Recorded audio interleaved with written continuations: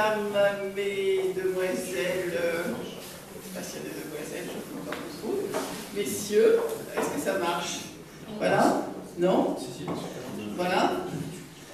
Je voudrais vous dire que je suis très contente en tant que responsable de la 14e circonscription pour le Front National et pour le Rassemblement Bleu Marine, que ce canton de Tretz, qui est magnifique, hein, qui est un immense canton qui va depuis Saint-Tréparade jusqu'à Cadarache, qui redescend jusqu'ici, qui est beau dans tous les sens du terme, puisqu'aussi on a cette magnifique Sainte-Victoire, que ce canton commence à vivre vraiment sur le plan politique, dans les idées qui nous sont communes, et que je suis sûre que les deux candidats qui se sont lancés dans cette belle aventure, Jean-Alexandre et Émilie, vont contribuer à dynamiser ce qui avait été commencé à Tretz, mais qui demandait à prendre de l'ampleur, non seulement à Tretz, mais dans l'ensemble des villes de ce beau canton.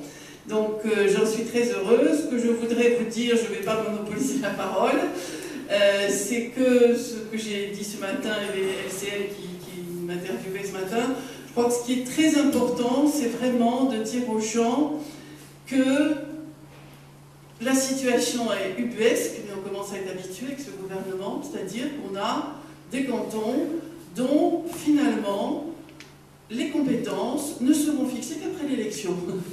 Voilà, parce que le texte va revenir, est revenu déjà à l'Assemblée nationale, après avoir été amendé par le Sénat, va être discuté à partir de lundi, donc encore demain, à partir de lundi, jusqu'au 10, et ensuite, eh bien, si le Sénat n'est pas d'accord, et c'est probable, ce texte va repartir et on aura une navette et on ne sait pas du tout quand tout sera fixé. Donc nous sommes candidats à des fonctions qui ne seront véritablement définies qu'après notre élection. C'est une situation ubuesque.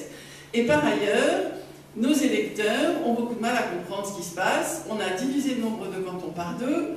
Et en revanche, on a multiplié, ce qui d'ailleurs est très agréable, hein, finalement, on a multiplié les candidats, c'est-à-dire qu'il y en a 2 par canton au lieu d'en avoir un. Donc on arrive à peu près au même nombre d'élus, simplement avec moins de cantons, ce qui a permis des découpages utiles à certains personnages politiques que nous ne nommerons pas pour ne pas leur faire une publicité, ce n'est pas la peine. Donc c'est très important de dire aux gens, oui, voilà, c'est ubuesque la situation, mais allez voter. Allez voter pour nous, car nous sommes les seuls à s'opposer finalement à ce système clientéliste qui s'est mis en place dans les Bouches-du-Rhône et qu'il faut absolument dégager. Il y a des gens qui, vous le savez, dont toute la politique finalement est une politique qui vise leur réélection. Et ça, c'est quelque chose qui fait beaucoup de tort, parce que sur tous les sujets, au lieu d'avoir une vision politique en fonction des intérêts des électeurs, ils vont avoir une politique, par exemple, de saupoudrage des subventions, qui ne tient pas forcément compte des communes, mais de la couleur politique des élus des communes, et qui tient compte aussi du fameux 3e tour, c'est-à-dire, une fois qu'ils seront élus, la désignation du président du Conseil général. C'est ça qui est en jeu, comme vous le savez. Et par conséquent, vraiment, on voit que l'UMP, c'est ce qui est dit dans ces journaux de campagne que vous avez dû voir, qui est très bien dit sur la première page et également dans le discours de Marine, on voit que les UMP, très souvent, se laissent séduire.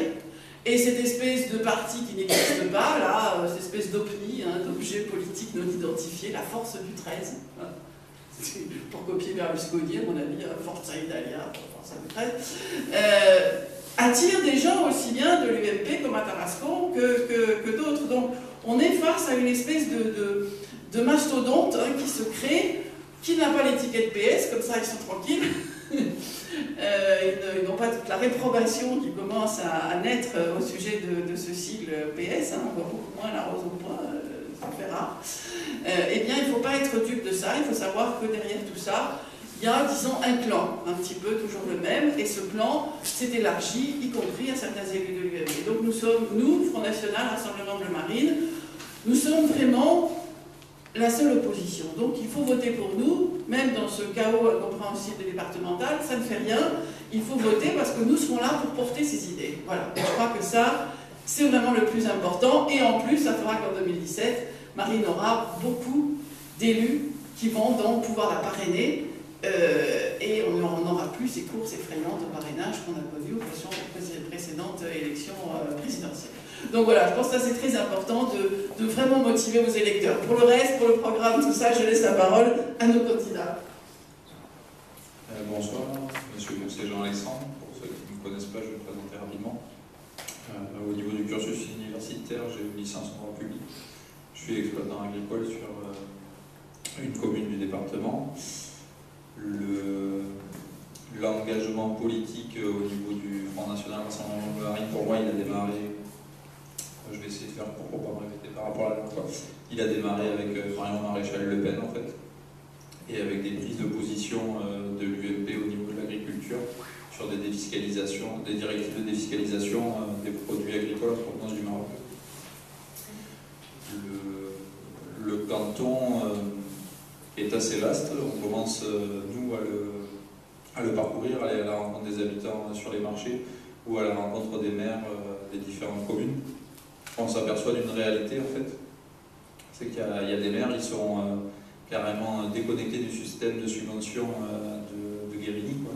On a rencontré la semaine dernière une élue. Il a prononcé le nom fatal. Non, on a rencontré une élue dans une ville toute proche. Ils ont eu 20% d'aide pour une crèche et 0 pour une école, quoi. Sachant qu'il y a dans d'autres villes, justement, des amis de ce système qui bénéficient de subventions à hauteur de 80% et qui profitent nullement ni à la jeunesse ni à l'éducation. Donc on est là, nous, principalement, pour ces élections départementales, pour mettre fin à ce système. Je vais laisser la parole aux autres pour que tout le monde ait le temps de parler. Émilie, si tu veux te présenter. Bonsoir. Donc, Émilie Grèche, candidate Front National. C'est moi, ça marche? Oui. Aux côtés de Jean-Alexandre. Donc, moi, je ne suis pas encore venue, donc pour me présenter, j'ai 27 ans. J'ai une licence d'anglais et un master de journalisme. Alors, c'est après ma formation de journalisme que j'ai décidé de m'engager au Front National. Donc, issue d'une famille purement frontiste, j'ai toujours partagé les idées du Front, notamment concernant la souveraineté nationale, l'immigration massive et non contrôlée, et la dénonciation de laxisme de l'UMPS. Pour les élections départementales, si j'ai décidé d'être candidate, c'est tout simplement pour défendre avant tout le fondement même de nos départements, comme l'a dit Catherine, contre l'intercommunalité et les régions, les super régions.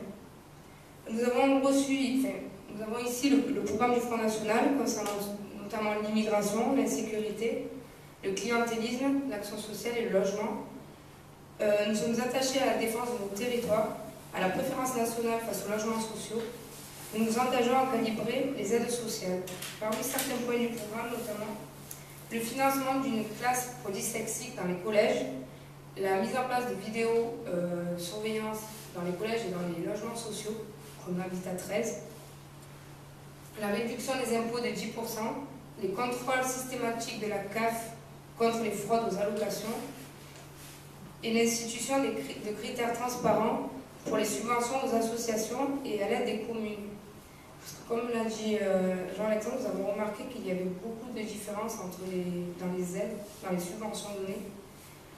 Et nous voulons un système beaucoup plus égalitaire, beaucoup plus transparent. Et nous allons tout faire pendant cette campagne pour aider le canton de Tresse à être couleur bleu marine. Voilà.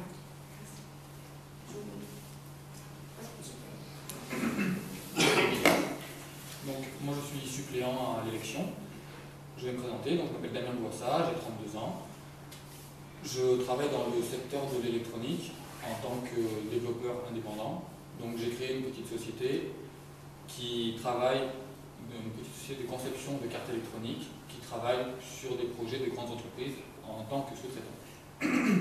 Donc j'ai adhéré au Front National il y a plusieurs années, au moment de l'élection présidentielle, notamment pour aider Marine Le Pen et le Front National pendant cette élection, mais aussi pour des raisons évidentes de souveraineté et de préférence nationale. Également, je me suis engagé pour des raisons économiques liées au chômage et aux difficultés que nous rencontrons lorsque l'on souhaite créer des sociétés pour peut-être à terme réussir à créer des emplois. Puisque mon domaine de compétence est l'électronique, je vais vous parler rapidement de la ville de Roussé, car cette commune accueille une technopole spécialisée dans l'industrie de la microélectronique. La microélectronique, c'est la fabrication des puces électroniques que moi-même j'utilise pour concevoir des cartes électroniques, qu'ensuite je vais revendre à mes clients qui l'intégreront dans des appareils électroniques. Donc cette industrie est à la base de tous les secteurs de l'électronique. L'automobile, l'informatique, l'agriculture, les télécommunications, tout, c'est à la base de tout. C'est pour ces raisons, ce site industriel est très important pour notre département, pour l'emploi et pour l'avenir. La ville de Roussé est également une commune viticole. Il y a environ 600 hectares de vignes qui sont cultivés par à peu près 250 viticulteurs. Ils font un vin de très bonne qualité. Donc cette commune est une plus-value pour notre département, car en alliant tradition et modernité, elle assure la continuité de l'excellence de notre industrie française. Je vous remercie. Oui, sur cette commune de Roussé, si je peux me permettre de reprendre un tout petit peu la parole, c'est typique ce qui s'est passé. C'est-à-dire qu'on n'a pas veillé au grain, si je puis dire, avant, on a laissé venir la catastrophe, après on a été tiré les sonnettes, il faut de l'argent, alors la commune d'Aix en a donné, alors le conseil général, etc. Mais bon, qu'est-ce qu'on a réussi à sauver? Pas grand-chose, c'est-à-dire qu'il y avait là un magnifique outil, qu'est-ce qui s'est passé? Ça a été racheté d'abord par des Américains, ensuite par les Allemands, qui ne connaissaient rien au fond du problème, qui voulaient juste faire un investissement. Et dans ces cas-là, qu'est-ce qu'on fait? On ne sait pas. On ne sait pas choisir les dirigeants, on ne sait pas, on ne connaît pas véritablement la matière, et finalement, on entre dans une logique où les entreprises sont finalement désirées pour être un profit, et ça ne marche pas. On voit bien que ça ne marche pas. Donc c'est là que nous agissons, c'est là que nous avons en tout cas un programme justement qui fait que les collectivités publiques doivent être conscientisées par rapport à ce que sont les entreprises. C'est pas parce qu'il n'y a pas le domaine privé d'un côté, le domaine public de l'autre. Il faut véritablement que les élus et que les gens qui sont en charge des collectivités, qui sont payés sur l'argent public pour le faire, soient vraiment à l'affût de ce qui peut provoquer la faillite d'une entreprise. Parce qu'à chaque fois, c'est des centaines de salariés qui se retrouvent à pied, c'est un potentiel technologique extrêmement important. On peut faire effectivement une Silicon Valley à la française, on peut le faire. Mais pour ça, il faut véritablement qu'on se préoccupe de quoi s'agit-il, de quels produits électroniques, de quels microprocesseurs, etc., pour ne pas considérer les entreprises comme des choses qu'on achète, qu'on vend, puis quand ça va plus, on met la clé sous la porte. Donc ça, c'est véritablement une partie du programme économique de Marine Le Pen qui est très important. Voilà. Je vais donner la parole à Alexandra Legault. Merci Catherine d'être venue, merci à vous d'être venue aussi. Donc, je m'appelle Alexandra Legault, j'ai 40 ans. Je suis en couple et maman de 3 enfants et réside sur Tretz depuis 1984.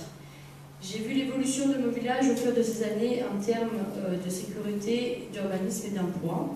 J'ai été sur la liste Rassemblement Bleu Marine pour les municipales tressoises en 2014 et je suis attachée aux valeurs et au patrimoine. C'est pour cela que j'ai accepté d'être suppléante pour ces élections et aider au mieux Alexandre et Émilie.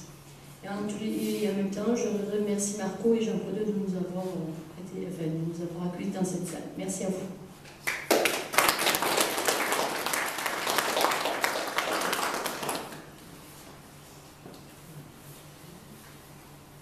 On va peut-être passer aux questions, s'il y a des gens dans la salle qui ont des questions. Alain, une question? Moi, j'aime les réponses. Déjà des réponses, c'est formidable. Pas sur le soda ou juste sur le drapeau derrière vous? Oui, tout à gauche. C'est lequel? C'est le drapeau d'Occitanie, en fait. Ça représente... En fait, c'est la croix de Fort-Calquier. Quand une noble de Fort-Calquier s'est mariée avec le comte de Toulouse. Et c'est l'étoile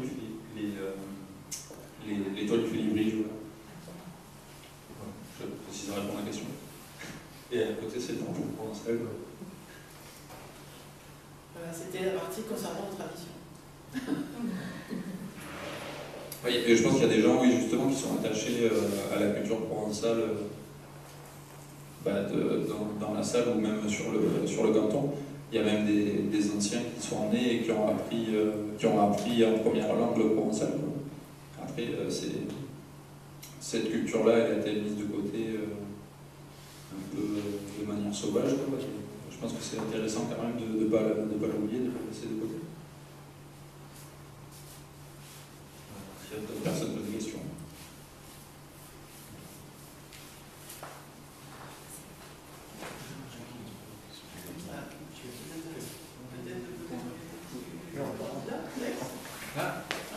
Oui, vous voulez vous présenter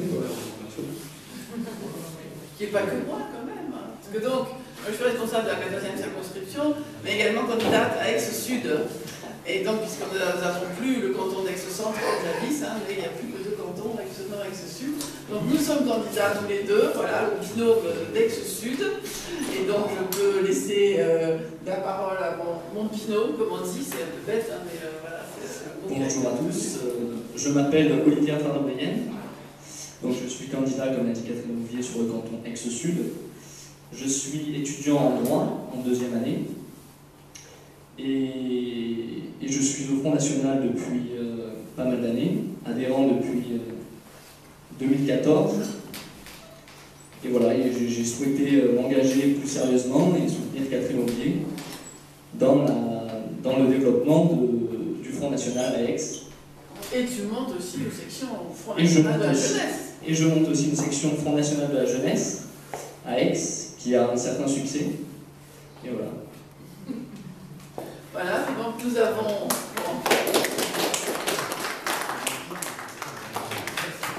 Ah oui, j'allais dire deux, mais non, je te confondais avec Samino, juste à la jambe juste derrière toi. Donc nous n'avons qu'une partie. Messieurs, voilà, nous n'avons qu'une partie du binôme, mais leur directeur de campagne, ce qui... Voilà. Marcel Idé, mon directeur de campagne. Voilà. Je me présente, Jérémy Piano. Voilà, je suis candidat sur le canton d'Aix-Nord, donc Aix-1, pour voilà, faire gagner nos idées, pour pouvoir être présent dans ce conseil départemental. Donc, on ne connaît pas encore toutes les attributions, mais en tout cas, ce qui est sûr, c'est qu'on pourra défendre les Français, qu'on pourra défendre nos valeurs, qu'on pourra défendre notre identité. Et c'est pour ça que j'ai été sympathisant depuis 2010 et j'ai décidé cette année de rejoindre le Front National pour gagner cette élection. Merci.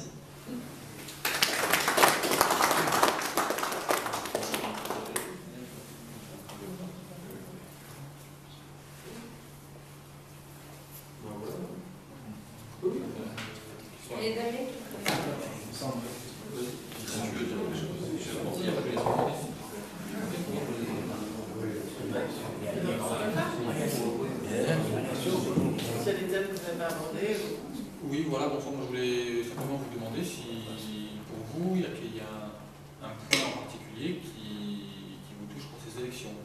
Un point important, par exemple, je ne sais pas, peut-être la retraite, ou peut-être les enfants, peut-être une commune qui n'a aucune subvention.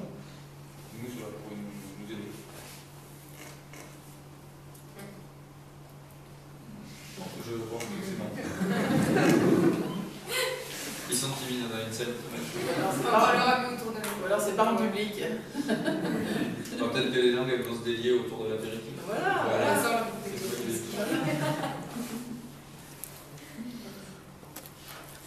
Ben, merci à tous d'être venus. Merci. Et,